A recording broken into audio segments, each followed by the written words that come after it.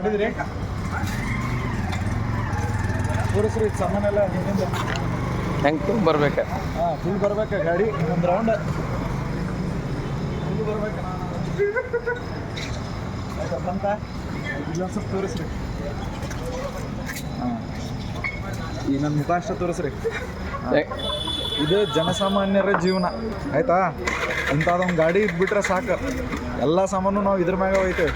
ಅದ 100 ರೂಪಾಯಿ ಉಳಿಸ್ತೇವೆ, ಮನೆಗೆ ಒಯ್ತೇವೆ, ಮಕ್ಕಳಿಗೇನೋ ಕೊಡಿಸ್ತೇವೆ ಅಂತನೂ ಸಂತೋಷ ಇರ್ತೈತೆ ಮನಸ್ಸೊಳಗೆ. ಸೊ ಅದಕ್ಕೆ ಇಂಥ ಕಷ್ಟಪಡುವಂಥ ತಂದೆ ಭಾಳಷ್ಟು ಜನ ಇದ್ದಾರೆ. ಸೊ ಅಂಥ ಎಲ್ಲ ತಂದೆಯಂದ್ರಿಗೂ ಹೆಡ್ಸ್ ಆಫ್. ಯಾಕಂತಂದ್ರೆ ನೀವು ಕಷ್ಟಪಟ್ಟಿದ್ದಕ್ಕೆ ಇವತ್ತಿನ ದಿವಸ ಸಂಸಾರ ನಡೀಲಿಕ್ಕೆ ಇದನ್ನು ಯಾರೂ ನೋಡೋದಿಲ್ಲ. ಒಬ್ಬಪ್ಪ 100 ರೂಪಾಯಿ ಉಳಿಸಾನ ಅಂತ ಅನ್ನೋದು ಯಾರೂ ನೋಡೋದಿಲ್ಲ. ಆದ್ರೆ ಮನೆಗೆ ಹೋದ್ಮೇಲೆ ಇದು ತಂದಿಲ್ಲ ಅದು ತಂದಿಲ್ಲ ಹಂಗಾತ ಹಿಂಗಾತ ಇದ ಭಾಳ ಬರ್ತೈತಿ.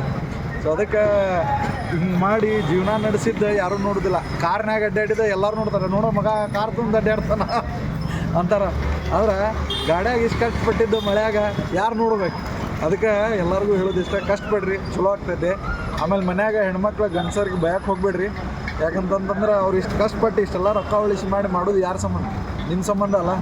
ಚಲೋ ಆಗಲಿ, ಎಲ್ಲರಿಗೂ ದೇವ್ರು ಒಳ್ಳೇದು ಮಾಡಲಿ.